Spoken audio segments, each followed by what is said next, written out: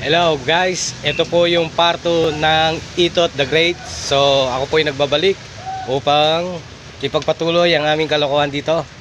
Ayan po, akin pong titignan si Master Itot the Great. Ayan po, kumakain siya. Anong ulam mo, Brad? Bulad. Niritong Ayan po, mga talong at kawaw. isda. Ulam niya, talong, buntot ng talong, at saka ulo ng manok. Ay, ulo ng ano pala yan, ng tuyo. Yan po, kumakain siya. Ayan o, si Kagawad. Kagawad Itot the Great. Yaw!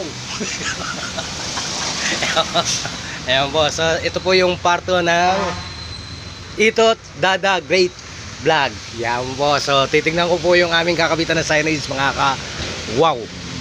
Ayan po, ayan ya. So ito muna yung aming kakabit. So marami to guys. So yan.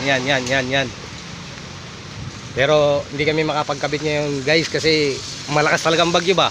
Pag pinilit namin to ba ikabit ngayon, sigurado. Ikot lang ako mga ka Brad. Ayan po.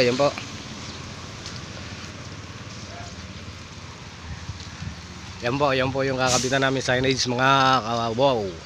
So ayan po. Napakarami yan. Ayan pa po yung mga letter na iba.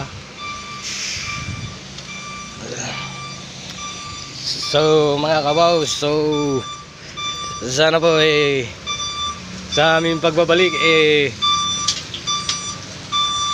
pa po mga kabaw, si Master hindi pa tapos kumakain, si Itot Kagawad. Ayan po, ayan pa. Kahit ulan. Ano masasabi mo, Itot the Great? Is lang tayo kahit bagyo dito. Ayan. Mabuhay ka, Itot! Ayan po, mga ka-Brad, kumakain po siya. Ayan po. Grabe yung aming kakabit dito na signage. Umuulan. Ang bihira. Wala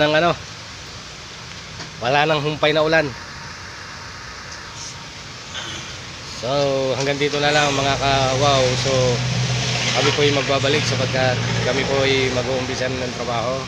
So hanggang dito na lang mga ka-wow. Maraming salamat po sa inyo, sa inyong mga tagapanood.